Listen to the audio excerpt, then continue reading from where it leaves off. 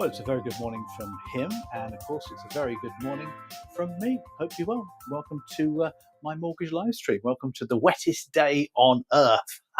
It's terrible out there. I don't know if you've. I've not been out yet today. It's hammering down out there. It's in like a central part of the UK where there's a ton of rain coming down, and it's like double bubble all day. So if you're out there, be careful driving about. It's not particularly very pleasant at all. But of course, we're talking about water later in this live stream, so it might have a connection somewhere along the line. Hope you're well. Hope you're enjoying your work, your career, whatever is your chosen career, mortgage protection, financial advising. It's picking up nicely now, the marketplace. We're getting busier. Things are beginning to happen. Got budget coming on. So lots going on in the marketplace and a lot of new ideas coming through, new lending coming through. Rates, of course, settled in last week, but they'll be coming down. Swap market's looking quite reasonable over the longer term. So fixed rates are certainly coming down. A lot more competition in the marketplace. Banks, you see, they need to make some profit, which is key. Anyway, enough of that. Let's get on to our first session today. It's a short one today, and then we're going to do a sales skill for you, and then we'll wrap up. So nice and sharp and short for you today. So good. I want to talk about the first topic really is a new regulator. Well, it's not a new regulator, but it may be newer to you possibly if you haven't done your exams for a while. So let's head over to the whiteboard for this one, shall we? Let's pop across over here. I've already started the title of this one. It's called the Payment Systems Regulator. Now, I know you're saying we've got far too many regulators, Paul. We've got a government for the next 5 years, which will bring in more regulators. You wait and see. We're going to have them coming out of our ears in the next few years. It's all about the state looking after us. And this one's not a bad idea, actually. So what does it do, first of all? Well, the Payment Systems Regulator looks after payment systems. So what are payment systems? Well, the UK payment systems, UK payment systems, let's put a little picture down here for you so you know what we're talking about. Well, we're talking here about card machines. We're talking about online payments through laptops.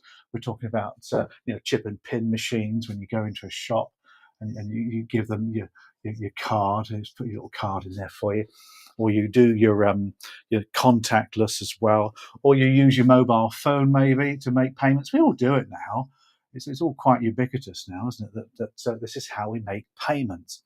If any of you carry cash around, I think you're a better person than me because I don't carry any cash about, because it's all done electronically. Now, this regulator was brought in to look after the banks and the merchant providers who run the payment systems in the UK. Now, they do kind of feed up the hierarchy. As you know, of course, we've got our lovely FCA at the top. Now, the payment systems, or the PSR, they are subsidiary to the FCA. They're not part of it. They're kind of like a small department or independent subsidiary of it. But they do obviously feed up to the FCA because the FCA look after banking and finance. So what do they do then? What does the Payment Systems Regulator actually do? Now, often people ask these regulators, don't they? Well, first of all, they oversee the payment systems. They don't regulate the banks or people like that, but they oversee the payment systems. And what they're liking to do is they want to build competition. They're really into making sure that there's plenty of competition into this one, because you've got some big players in here like your Visa and Barclaycards and people like that who could dominate and take a monopoly position. They're also quite keen on innovation in this system, and payment systems innovation is the key, isn't it? It's all about technology and stuff like that. And they also want to make sure that the firms conduct themselves properly. That's a key thing, isn't it? As you can imagine, they do. Ultimately, if you take a look at the consumer, who we'll put down here, let's put Mary down there. Mary's the consumer. Let's put a little hair on Mary there. She's the consumer who wants to pay things electronically. Ultimately, the payment systems regulator will look after her. They want to make sure that things are safe. That's a key one. I'll come to in a second. Efficient, that it works. And of course, everybody has access to these things as well. And the final point is it's cost effective. There's a lot of talk of the credit cards companies a few years ago using all sorts of add-on fees because it was very expensive. Not so much for consumers, but for the merchants that use them. And they've been careful, to reduce those along the way. So ultimately, it's about consumer protection, safe, efficient machines. So how do we protect the consumer? Well, The point behind the regulator is that they change a few things coming up in the next month as well. Now they're obviously keen to look at the financial side of things because there's money laundering here, huge amounts going on, isn't it? And there's fraud as well, and that's the key thing.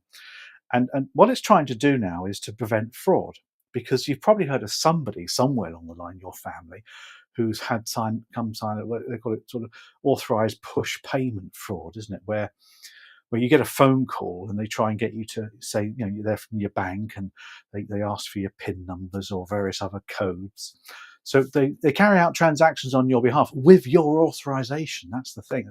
A lot of people get hoodwinked into this thing, and they're getting better and better at it, these fraudsters. So what they're trying to do then is they're trying to ensure, the regulator here, that people don't suffer from fraud. And the key thing here is what they call authorized push payment fraud. So let's put that across here for you. There's the consumer there for you. Authorized because the customer has actually authorized it. It's not like going in and hacking. It's not like that. This is where they've contacted the customer and they got her or him to authorize the push payment. In other words, they've got the customer to take money out of their own bank account effectively and pay it over to the fraudsters. And obviously they're trying to stop all of that, but it's not easy because these people are getting better and better at it. So what they're looking to do is to do two things. Firstly, regulate the banks to reimburse the victims. So they want the banks to reimburse the victims for any authorized push payment. And the problem there with the banks is that the banks quite rightly say, well, actually, it wasn't our fault. We've got systems and procedures. The customer gave the fraudster access to her account, or they gave them the PIN number, or whatever it was. And as a bank, there's not a lot we can do about that. But that's their argument. And I've heard of a few situations where the banks haven't actually covered it for people. But what they've now brought in is compensation. So we can get some compensation to these customers, but they've now capped it at 85,000. So very similar, as you can imagine, with the Financial Services Compensation Scheme. Let's put that in there. Part of the FCA, of course, the Ombudsman deals with complaints, but the Financial Services Compensation Scheme pays out compensation to people that have lost money through default of companies. But the same thing. So they just align the 85 grand. So if you get a question at the exam, 85 grand is pretty simple enough. I think that's a good thing. How we prevent this sort of thing happening? Well, we can educate, can't we, till we're blue? But these fraudsters are very good, and they do come across and they put panic in people's minds, etc. And I've read stories of people losing hundreds, thousands. We're not talking about dating scams, that sort of thing, although that may come under at some point. This is fraudsters frauding money out of people directly. So that's payment systems regulator, another regulator for you to get comfortable with. Hope that's been a good update. Bye.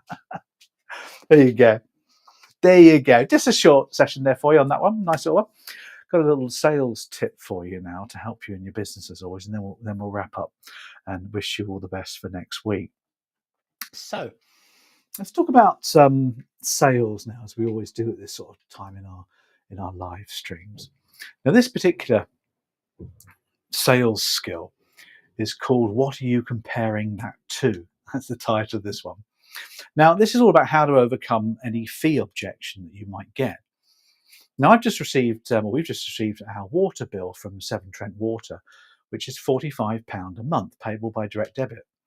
Now, this actually, to me, seems quite small compared to my electricity and gas bill, which is £200 a month. See, most people in the UK see water as a relatively cheap utility because we compare it to other utilities. And that's the key moment here. When a customer or client is given your fee or your bill, they will compare it to something else in their heads. I mean, they'll see it as expensive, cheap, or just in the middle. When they see it as costly for the value, you need to work overtime to justify the value. That's for another time. But for now, here's a question that you should ask to save you a lot of headaches.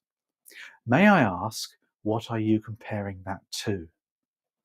Now, this will reveal their thoughts, and you can then deal with the issue more clearly and more personally. Now, before I give my fees and prices to customers and clients, I always pitch in an alternative or a competitor's cost first, just to set the scene and to help the customer ski downhill, so to speak.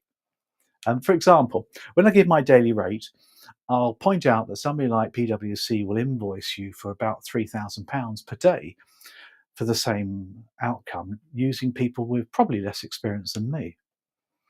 Or suppose I'm quoting for our on-demand video package for a learning experience for exams and things. In that case, I might point out the cost of failing the exams is almost £200, and you've got to do 3 of those. So I'm putting that figure in the customer's mind when I introduce the cost or the investment for our video package. These things happen all the time. Now, the water bill in the USA is compared very differently. Now, in the USA, they have natural shale gas coming out of their ears, which is as cheap as chips. However, fresh water is rare in some parts of the US, so the cost is very high. Well, it is for me because I'm comparing it to my £40 bill from Severn Trent Water. Now, residents in San Diego will probably see it very differently. There you go. Nice little update there for you, little sales tip just to sort of keep you on the ball when it comes to dealing with clients and customers. So we're going to wrap up. Nice short live stream today for you because you're probably out there paddling or got your welly boots on or something like that. I hope you're safe and all secure and everyone's happy. As always, make sure that you log on to our system if you want to see what's going on. Got quite a bit going on actually in the next few weeks. I can certainly give you some outlines of these as well, what's actually happening in our world. Quite a lot's actually happening, which is quite interesting, isn't it? If you want to get onto our live stream or to our database, just click on that and get scanned in. For us, we've got all sorts of things happening over here. We've got updates on our financial advisor, DIP-FA support. We've got that going on as well. We've got a new CMAP bootcamp, CMAP and beyond, starting shortly. We've got Thursday evening webinars as well. So lots happening over here at Archer Tivoli Studios. So other than that, I'm going to wish you the very best. To enjoy yourselves, let's just pick them up. Enjoy the rest of your week. Have fun, everybody. And we'll see you all again next week. Bye for now.